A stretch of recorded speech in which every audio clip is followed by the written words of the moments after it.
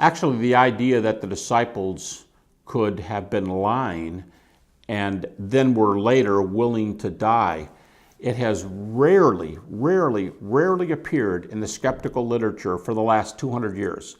And I think we know that if this theory or others don't appear in the literature for 200 years, there's probably a really good reason, and there is. It's a really lame attempt to explain away the resurrection.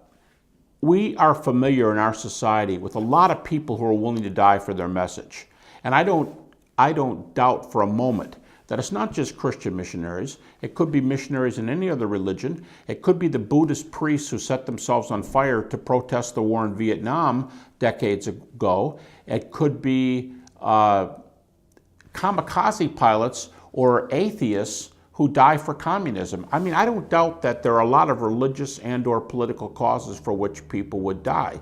The point is that when someone willingly dies, that tells you they're sincere. When someone willingly dies, that shows you they believe the message that they are teaching.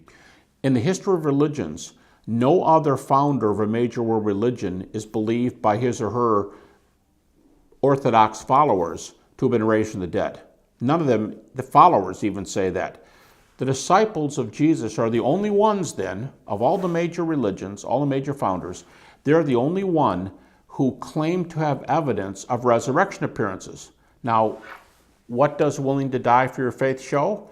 It indicates that you are being, to the best of your ability, you believe this, so you're being accurate, you think you're speaking truly.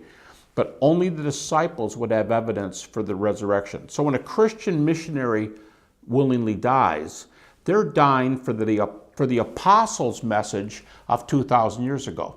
When other religious people die, they're dying for their message whenever that came about. But the apostles, when they were willing to die, the reasoning goes like this: the resurrection is a central Christian message. Without the resurrection, there's no Christian message. So if they died, they had to be dying for the resurrection appearance. Okay, that doesn't prove they're right, but it proves that they believe they were right. But here's the key. They were the only ones who were in the right time, right place, being able to grab the right kind of evidence. They're the only ones who can answer the question, and they're the ones who willingly died.